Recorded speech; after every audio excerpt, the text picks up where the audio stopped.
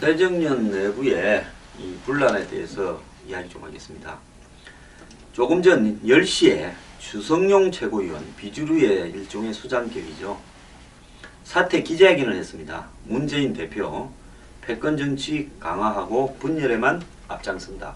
결단하라. 뭔 결단이냐? 대표 사퇴 결단하라 이야기죠. 그리고 이러면서 이 악마가 활개치는 집에는 아무도 살지 않고 모두 떠날 것이다 라고 이야기했습니다. 자, 악마는 당을 분열시키고 지도부를 무력화한다. 자, 악마가 활개치는 집이 새정치연합이다 라는 것이 주성용 최고위원의 이야기였습니다. 안철수 의원은 오늘 부산을 간 것 같습니다. 문재인 대표는 오늘 강훈 토론을 한다고 합니다. 날고 기는 기자들 앞에서 지금 당 내부의 사태를 어떻게 설명할지 의문인데요. 지금 나오는 이야기를 보면 안철수 의원이 사실상 최후 통첩을 했고 그 최후 통첩을 하는 과정에서 비주류 상당수와 의논을 했다. 그래서 오늘 주성용 최고위원이나 최재천 정책위원장이 사퇴할 것 같아. 그리고 정성호 민생본부장도 이미 당직을 사퇴했다. 그래서 비주류의 당직자들은, 고위 당직자들은 이제 사퇴를 전부 오늘 하고 있습니다. 그 다음에 내주에 만약에 문재인 대표가 끝내 대표직을 사퇴하지 않는다면 이제 합의가 뭐 예를 들어서 뭐 비대위를 만들자, 문재인 대표도 들어오고 안철수도 들어오고 뭐 이렇게 해서 하자, 이게 이야기가 아니라 이제 문재인 대표 사퇴하라로 이렇게 간략화돼 버렸습니다. 그래서 문재인 대표가 이번 주 안에 사퇴를 하지 않는다면 내주에 20명이 탈당을 할 수 있다. 이렇게 지금 최후 통첩도 나오고 있습니다. 문병호 의원 같은 경우에는 안철수 의원이 탈당하고 나면 13일 전에 할 것 같아. 1차로 이 13일 날 탈당이 있을 거고 12월 말까지 20에서 40여 명이 탈당할 거다. 그래서 20명 이상 탈당해서 원내 교섭단체를 이루게 되면 내년 총선에 보조금이 80억이 나온답니다. 그럼 그걸로 당을 만들어서 선거를 치를 수 있죠. 그리고 김건태 계열인 민평련도 뭐 탈당을 고려하고 있다. 이런 이야기까지 지금 나오고 있습니다. 지금 새정치연합의 최고위원은 오늘 사퇴한 주성용, 그리고 며칠 전에 오영식 최고위원이 사퇴했죠. 그리고 이종걸 원내대표도 지금 최고위원회, 당연직 최고위원격인데 최고위원회에 안 나온답니다. 그래서 9명 중 3명이 불참하는데 이제 한두 명이 더 사퇴해버리면 최고위원회가 무력화되는 그런 부분이 있습니다. 그러니까 이제 친노는 정면 돌파하기 위해서 사퇴한 최고위원을 즉시 중앙위원회에서 최고위원을 뽑는 걸로 이 당헌을 개정하려고 하는 것 같습니다. 최고위원 숫자가 정족수에 모자라게 되면 지도부가 무너집니다. 그래서 지도부가 무너지면 다시 전당대회를 해가지고 뽑아야 되는데 그렇게 하게 되면 안철수 의원이 이야기한 혁신전대 모양으로 갈 수가 있지 않습니까? 그러니까 전당대회를 하지 않고 당의 중앙위원회에서 최고위원을 뽑는 걸로, 중앙위원회는 한 500명 안팎의 당의 의원, 당의 지구당 위원장격인 인물, 또 지자체 단체장, 당의 각 기구의 대표 이런 사람들이 들어있는 기구입니다. 거기서 최고위원을 선출하겠다. 이제 서로가 갈 대로 다 가고 있는 것 같아요. 그래서 결국은 이 양계파가 굉장히 분열되고 있는데 사실상 이 부분에서 합의나 중재할 세력이 지금 새정치연합 내부에는 없는 것 같습니다. 그러니까 중도파라고 이렇게 보일 수 있는 세력들이 없이 범친노냐, 안 그러면 반노, 비노, 비주류냐 이렇게 딱 양분이 되어버리는 이런 현상이 나타나고 있는데요. 자, 오늘 이제 재밌는 그 기사가 났습니다. 문재인 이 지하철역에 비유해가지고 문재인 대표는 어느 역이 속하겠습니까? 사당역입니다. 왜 사당역이냐? 당을 사사롭게 만든다. 그래서 사당, 공당이 아닌 사당이다. 사당역. 그 다음에 비주류는 어느 역이겠습니까? 분당역입니다. 이제 떨어져 나간다고. 분당역. 안철수 의원은 무슨 역이겠습니까? 떡볶이로 유명한 신당역입니다. 즉 신당을 만든다. 그러면 비주류와 안철수 의원이 같은 분당역이거나 신당역이 아니고 왜 역 이름이 다르냐? 자, 안철수 의원은 비주류의 대표격으로 가게 되면 당파 싸움에 한쪽에 섰던 인물로 될까봐. 우리 안 의원은 좀 고고하시지 않습니까? 비꼬는 게 아닙니다. 새 정치를 항상 이야기해야 되고. 그런데 당의 공천을 둘러싼 개싸움에 두목이 되면 좀 스타일 구기니까 당분간 탈당하더라도 밖에서 홀로 고고히 좀 있다가 그 다음 행보를 보겠다. 물론 안 의원이 이 다이너마이트에 이 폭파시킬 때 보면 뭐 이렇게 누르기도 하고 심지에 불을 땡기기도 하지 않습니까? 그 좌우간 안 의원이 다이너마이트를 누르거나 심지에 불을 땡겨야 되는데 사실 그 역할을 하고 있으면서 본인은 이 개싸움에 주역이 되고 싶지는 않다라고 또 하는 모양입니다. 그래서 안 의원은 신당역입니다.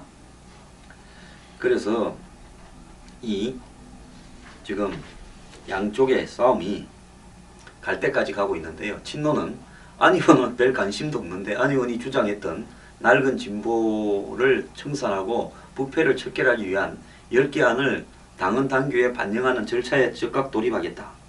이렇게 또 이야기를 하고 있답니다. 그래서 자, 저는 야당이요 굉장히 잘 돼야 된다고 생각하는 사람입니다. 왜? 야당이 정확하게 현 시기에 있어서 국민들에게 필요한 이야기를 해야요 새누리당이 정신을 차립니다. 그래서 두 당이 다 자신들 내부에 공천되고 안 되고 하는 문제에 대해서 국민들이 뭔 이해관계 있습니까?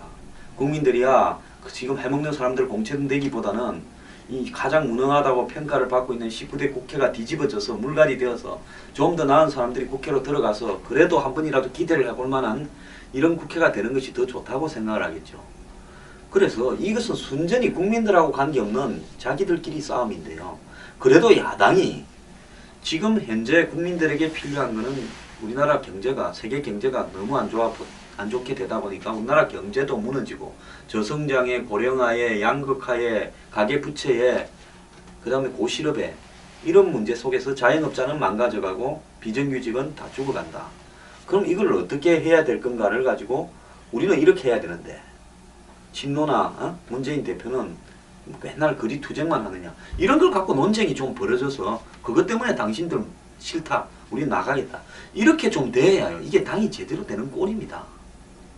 유럽이나 미국에서 이렇게 정당 내부의 싸움은 공천 갖고 싸움 안 합니다.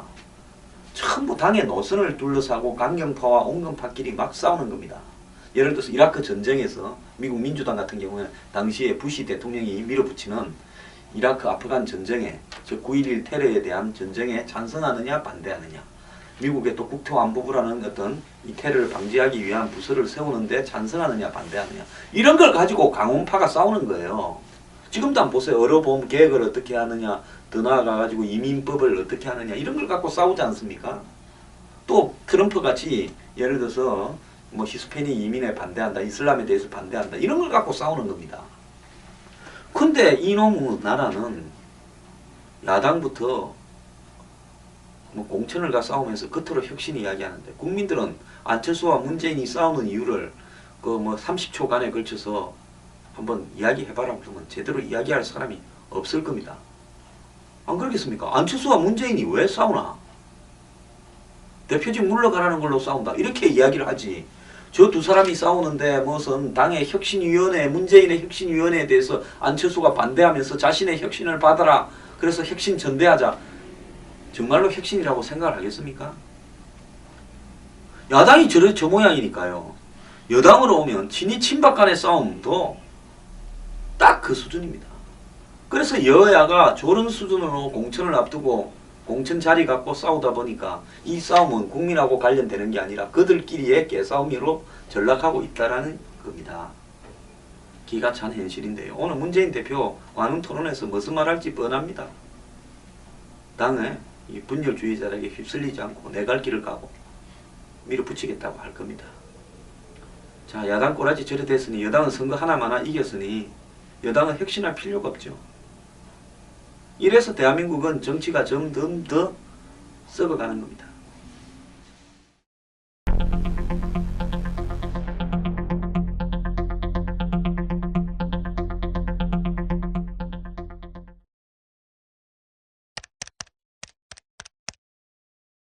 신기남 새정년 의원 그 아들이 경희대 로스쿨 졸업시험에서 그 낙방했는데 아들을 구제하기 위해서 신기남 의원이 로스쿨 고위 관계자에게 찾아가서 면담을 하고 외압을 행사했는가 이런 의혹이 제기됐는데 교육부는 이와 관련해서 소명자료 제출이나 실태조사 등 아무런 조치를 취하지 않고 그냥 전화로만 한번 내용을 확인하고 상황을 끝냈다는 겁니다. 자, 이 지금 신기남 의원이 로스쿨에 이렇게 했느냐 하는 문제, 또 신기남 의원의 또 다른 자녀는 실제로 그렇게 해서 됐다 이런 이야기도 흘러다니지 않습니까? 이렇다 하면 이것은 로스쿨의 존립 근거에 대한 로스쿨의 공정성, 즉 로스쿨이 한마디로 대한민국의 음서제도처럼 이 기족청, 상류청의 자제들 들어가는 것부터 입학해 그다음 졸업하는 거, 또 그래서 변호사 시험 따는 이런 부분에서 한마디로 대한민국 상류층들이 공부해서 경쟁을 해가지고 고시에 붙을 자신은 없으니까 로스쿨 만들어서 이렇게 거쳐서 우회적으로 과거 조선시대의 음서제도처럼 가는 거 아니냐 이런 의문과 비판이 굉장히 많습니다. 그것이 결국은 지금 사시 폐지를 해서는 안 된다는 어떤 논리로도 나오고 있어요. 그렇다면 교육부가요, 당연히 이 정도 의혹이 부각됐으면 감사반을 편성해서 경희대 로스쿨에 가서 뒤져야 될 거 아닙니까? 전화 한 통 하고 말아요. 그래서 교육부가 로스쿨 출범 이후에 8년 동안 단 한 차례도 입시 전반에 대한 감사를 진행하지 않은 점을 감안하면 교육부는 실제로 로스쿨과 동업자입니까? 법무부는 사시 편들고 교육부는 로스쿨을 편드는 그런 동업자입니까? 그래서 거기에 졸업을 하면 변호사 될 확률이 50%가 되고, 그래서 또 변호사 시험 되면 그냥 크게 사회적 지위를 갖다가 지위를 향상시키기 위해서 몸을 던지고 노력하지 않아도 적당히 부모 덕으로 적당히 입학해서 적당히 졸업해서 변호사가 되는 이런 부분이 있어서는 안 되지 않겠습니까? 그렇다면 교육부가 로스쿨에 대해서 시간 나는 대로 감사하고 입학 과정이 공정하냐, 정말 입학해서 뒷구멍으로 들어온 놈 없냐, 제가 봤을 때 있을 수 있어요. 수능도 아닌데.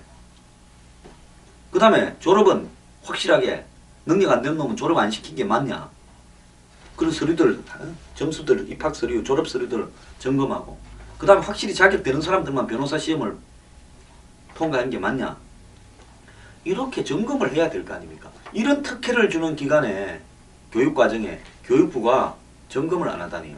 그럼 누가 점검합니까? 자, 교육부는 기존 언론 보도에서 내용이 정리됐다, 해당 로스쿨이 학사관리를 철저히 하고 있다, 교육부는 신문 보고 끝냅니까? 이따위로 하니까 국사교과서 국정화를 넣는 거 아닙니까? 전 대통령께 당부드리는데요, 교육부에 대해서 특별 감사원 감사를 좀 실시해 주시기를 부탁드립니다. 그 두 가지입니다. 하나는 과거에 국사교과서를 검인정할 때 어떻게 했길래 검인정을 그런 이상한 내용들이 북한을 따르고 좌파를 찬양하는 그런 내용들이 다 들어있었는지, 두 번째로는 이 로스쿨 운영에 대해서 교육부가 제대로 관장을 하고 있는 건지, 안 그러면 생선 지키라고 고양이 보내놓으니까 그냥 생선 갈라먹는 도둑 고양이 떼거리가 되어버렸는지 정말 감사를 좀 철저히 해야 된다고 봅니다.